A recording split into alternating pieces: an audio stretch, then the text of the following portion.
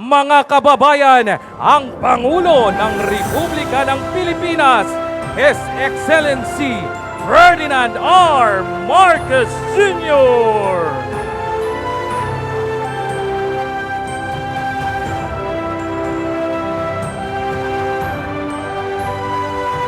Ngayon po kasalukuyang nakikisalamuha ang ating Pangulo sa ating mga benepisyaryo.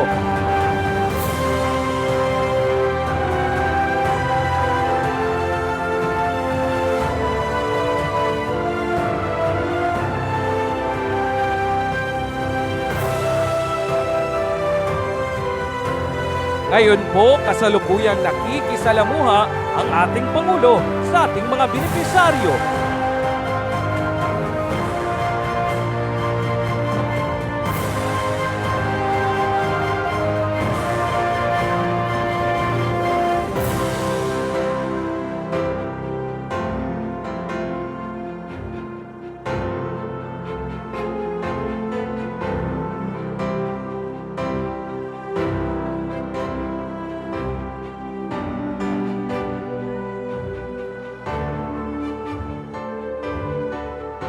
Kasalukuyan pong namamahagi ng bigas ang ating mahal na Pangulo sa mga benepisyaryo.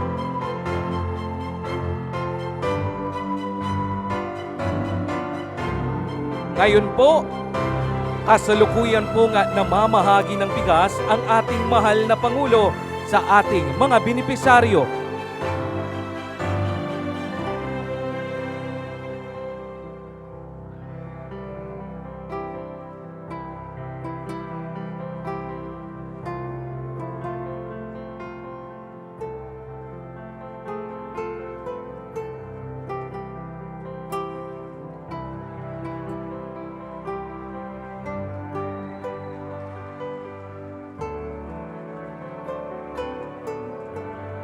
Kasalukuyan po ngayong namamahagi ng bigas ang ating mahal na Pangulo sa ating mga benepisyaryo.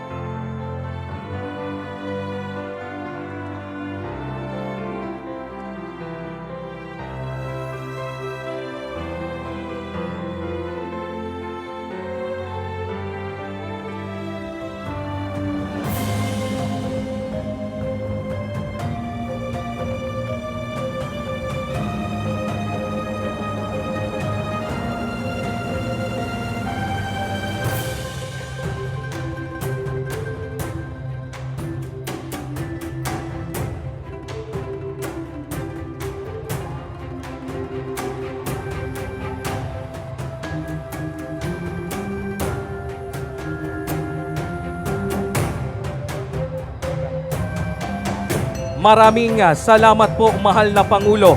Sa puntong ito, iniimbitahan po natin ang ating mahal na Pangulo na magtungo sa stage para sa ating programa.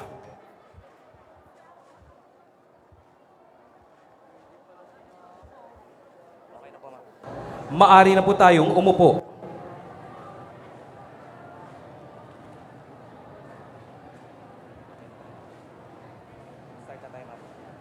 Para sa panimulang bahagi ng ating programa, inaanyayahan po natin si Mayor Maria Sheila Hani Lacuna Pangan ng City of Manila upang magbigay ng kanyang pambungad na talumpati at upang ipakilala ang ating panauhing pandangal.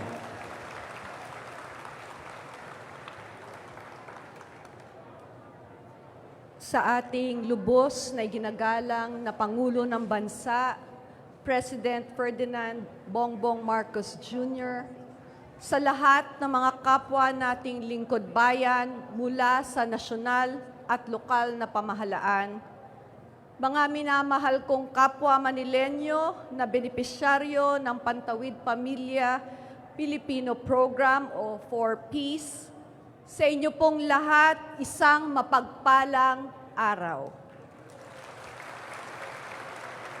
Mapalad kayong lahat na napili ng DSWD na maanyayahan ngayong umaga upang personal na tanggapin mula sa ating Pangulo ang tigda 25 kilong bigas na tiyak na makakatulong sa inyong mga pamilya. Batid natin ang pagsisikap ng ating Pangulo na mapababa na ang halaga ng ating pang-araw-araw na pagkain, lalo na po ang bigas. Kaya't kasabay sana ng ating pasasalamat sa Kanya, ay hinihiling ko na isama natin siya sa ating mga dasal, ang tagumpay ni Pangulong Bongbong Marcos sa lahat na magaganda at makabuluhang programa niya para sa ating lahat na mga Pilipino. At sana ay wag din po siyang magsawang lumingon sa ating minamahal na lungsod ng Maynila, na kapitolyo ng Pilipinas, at siya ngayong nagsisilbing lungsod na kumukupkop at nangangalaga sa pinakamataas na leader ng ating bansa. Ipinapaabot po natin ang ating taus-pusong pasasalamat kay Pangulong Marcos, at palagi po kayong welcome dito sa lungsod ng Maynila. Muli po, isang magandang umaga sa inyong lahat.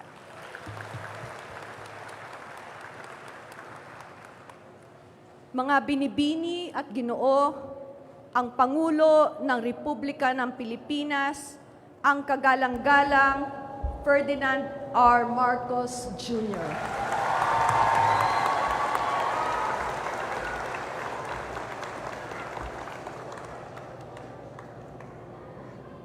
Maraming salamat. Unang-una sa yung pakilala ng ating butihin na Mayor ng Maynila, Mayor Lacuna Pangan. At magpapasalamat din ako, bukod pa sa iyong pakilala, ay sa napakagandang mong salita na ibinigay sa atin at ang nagbibigay ng pag-asa para sa kinabukasan ng Pilipinas. Yan po ang ating hangarin. At tayong lahat ay magandang makita na naunawaan naman ng ating mga kasamahan sa pamahalaan. Naunawaan naman na ito ang tanging pangarap nating lahat. Maraming salamat, Mayor. Ang kinatawan ng panglimang distrito ng Maynila, William Erwin Keng. Ang mga benepisyaryo ng 4Ps na ngayon ay makakatanggap ng ng isang sakong bigas na mas malaki pa sa kanila at mas mabigat pa sa kanila. Mga kapwa kong kasama sa ating pamahalaan, mga kagalang-galang na panauhin, magandang umaga po sa inyo lahat.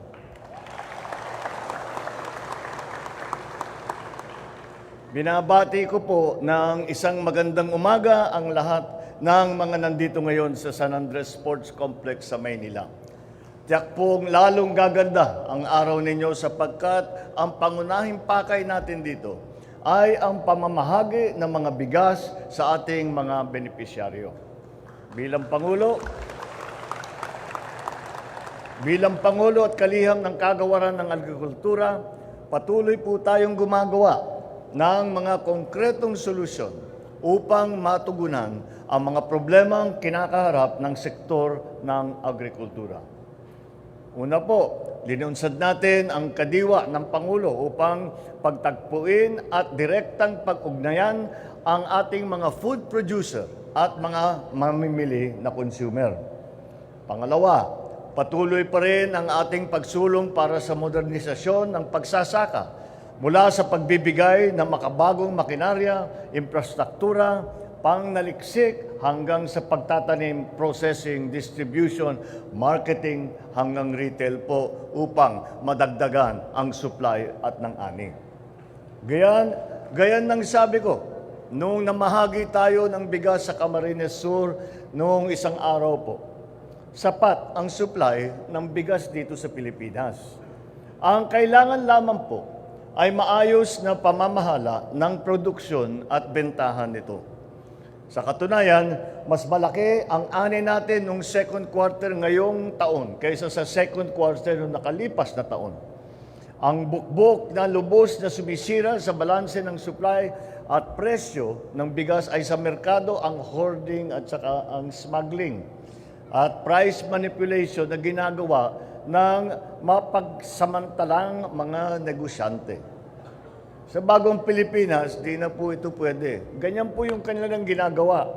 Una-una, sila ay mag-smuggle ng bigas. Ipapasok nila ngayon dito sa Pilipinas. Ngunit, pagpasok dito sa Pilipinas, yung bigas na yan, hindi nila ilalabas sa merkado. Hindi nyo kayang bilhin pa. Hindi nila dadalhin sa palengke, hindi nila i-release. Itatago nila yan para pataasin, para mababa ang supply, tumaas ng tumaas ang presyo. Pag mataas na ang presyo, saka nilang ilalabas para kumita sila ng malaki. Hindi naman talaga tama yan. Dahil ang kanilang ginagawa ay nagbibigay na napapahirap sa taong bayan. Para lang sila ay makabulsa ng malaking pera. Hindi naman siguro yan ang ating hangarin para sa pagpatakbo, lalong-lalo na sa ating pagpakain at sa pagpapaganda ng agriculture sector. Dalawa po ang pagpaganda ng agriculture sector, magkabila yan. Ay dito sa isang panig, ang kailangan natin ayusin yung sektor mismo, mataas ang produksyon, mababa ang cost of production, magandang hanapbuhay ng ating mga magsasaka. At hanggang mula sa umpisa hanggang sa kaduluduluhan na sa pag-retail na ng mga bigas ay kailangan yan po ang aming katungkulan ay kailangan ayusin namin na mabuti yan.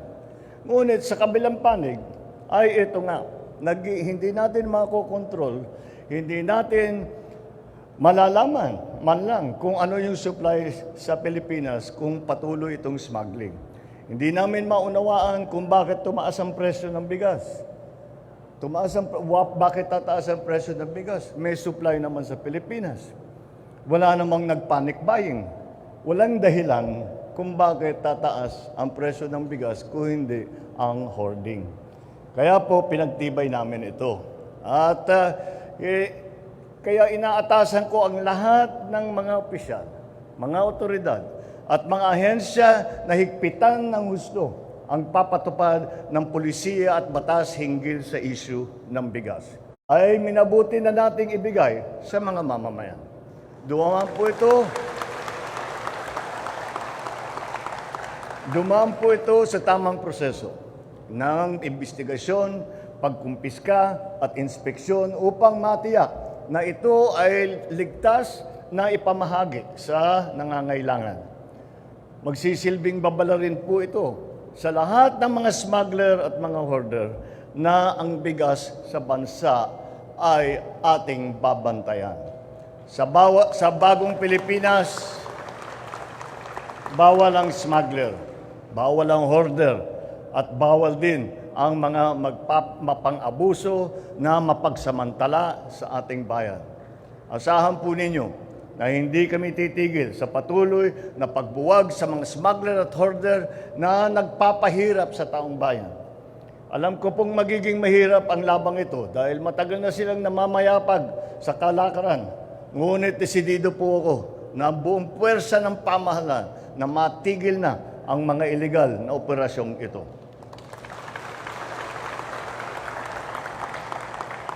Ang hamon ko sa inyo, mga kapwa Pilipino, magtulungan po tayo upang malisaayos ang ating agrikultura at masakituparan ang pangarap nating bagong Pilipinas, kung saan matatag, maginhawa at panatag ang buhay ng bawat Pilipino. Sa ating pagkakaisa,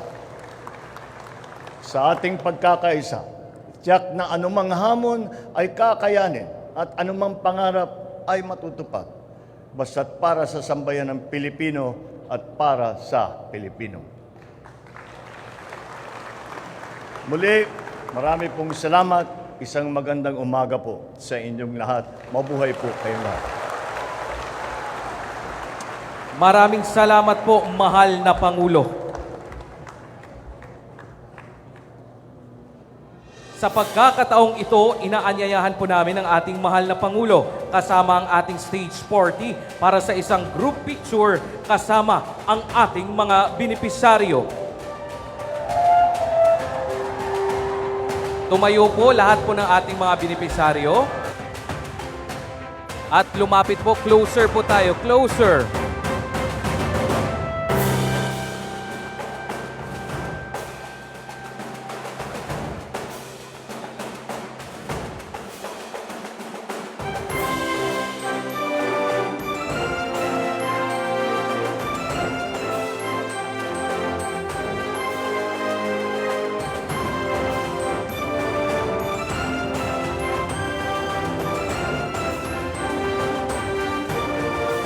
Dito na po nagtatapos ang ating programa. Muli po, taos-pusong pasasalamat sa ating mahal na Pangulo para sa kanyang patuloy na suporta sa mga programa at pamamahagi ng tulong dito sa lungsod ng Maynila.